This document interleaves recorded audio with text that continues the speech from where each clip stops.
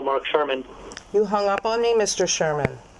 Sorry, I meant to put you on speakerphone and I accidentally disconnected. Alrighty then. Continue.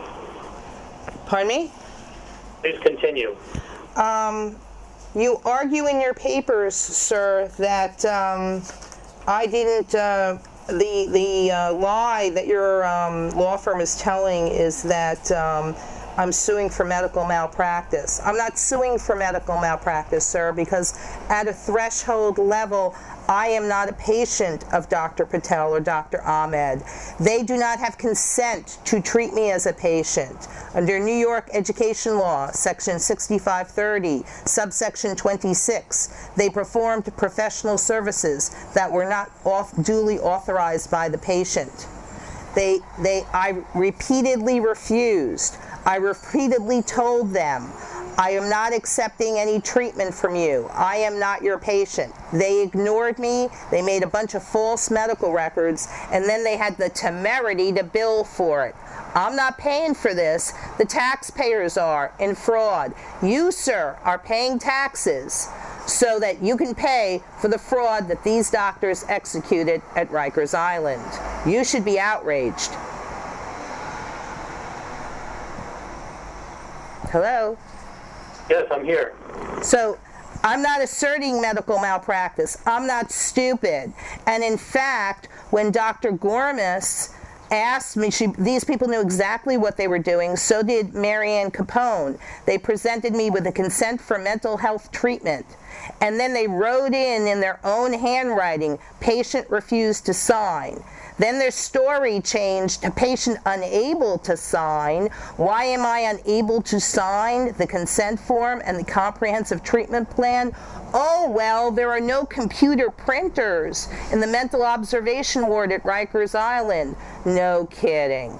Down the hall from the mental observation ward at Rikers Island is the doctor's offices. If you wanted treatment, the guards would take you down to their offices where they can print and you can sign anything that needs to be done. They executed a fraud. There's no medical malpractice because there's no relationship, because they never treated me. I consistently and repeatedly refused. They refused to obey the laws that are controlling, that govern the practice of medicine, which starts with, no, I do not want any treatment from you, please leave me alone. This is no different than doctors who are running an X-ray lab and they decide to bill Medicaid, usually this is Medicaid fraud, for patients who never got X-rays. They have no authorization from the patient. These folks committed a fraud, and it's obvious that you're not doing your due diligence because you're cooperating with this fraud. You need to tell these doctors that what they did was wrong. In fact, what they did was criminal. They're supposed to know it. They have no plausible deniability.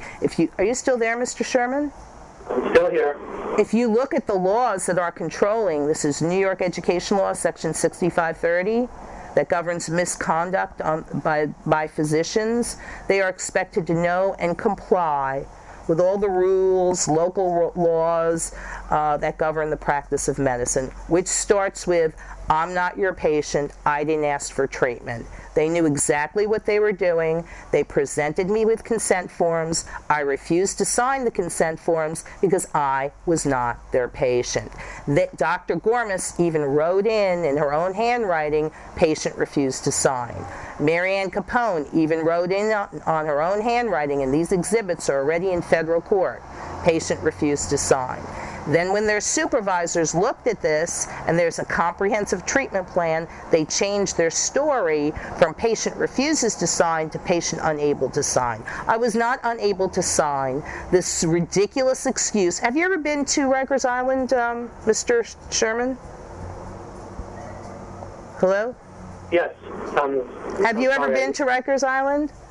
I don't really want to comment. Okay. But continue, please. In Rikers Island, the mental observation the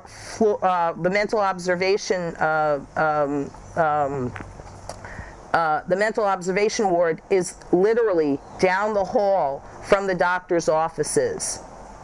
Every day I pass by when I go to recreation or when I go to the law library. Rikers Island is open 24 hours a day, 7 days a week. If they needed a consent from me, they would have gotten it easily. In fact, Joe Bruno was one of the first people I interact with. Miss Radin, do you want mental health treatment? No, sir, I do not.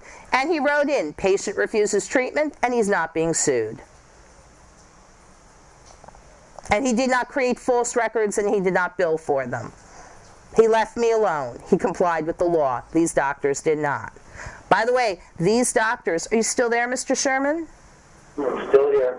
These doctors had ample, irrefutable evidence in their hands to know I was incarcerated illegally. They had, for example, page 364 of my criminal trial transcript, where my medical school stipulated to fraud, where they lied, they fraudulently induced me into enrolling at the College of Medicine based on false promises made during the admissions process. They had in their hands the stipulation that said we lied to induce Miss Radin into entering our medical school.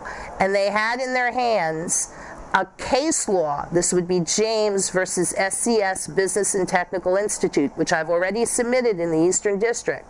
This is a case on point from 1992 that was decided right here in Brooklyn that says once a school lies to get a student in the school, then all bets are off and all the money has to be refunded.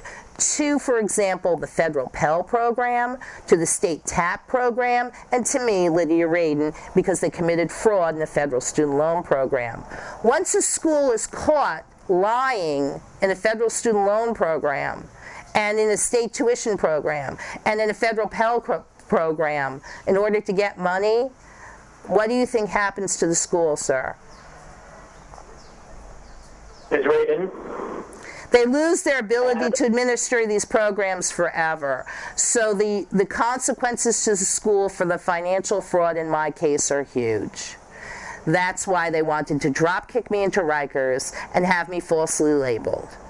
All these doctors had this evidence in their hands. They had even more evidence in their hands. They had, for example, a letter that my professor, Mike Protegal, had provided to me because the school obstructed justice in response to a subpoena. They never gave me Mike Protegal's letter.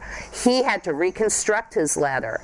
And then he had to get it notarized, and then I had to call him, and on a tape-recorded conversation, he brought it up on his computer and read it so he would authenticate it. He knew exactly what was going on and what you people were doing.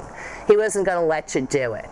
So my letter from Mike Protegal was never provided in response to that subpoena. In fact, there's a whole list of documents that were not provided in response to that subpoena, including my outstanding performance evaluation when I was a medical school student working with William P. Rennie at Long Island Jewish Medical Center. Oh, you know, because I'm such an anti-Semite, I'm doing my project at Long Island Jewish Medical Center. There's a whole long list of documents that they falsified and lies that they told. All of this, your doctors were used as a cover-up for Yeshiva University because the consequences to them are huge. I don't mean to cut you off, but there's something I have to attend to in 1 minute. You're welcome to call again later. However, when's good for you? Hang up in about 1 minute, okay? When's good for you? Anytime later. Later when?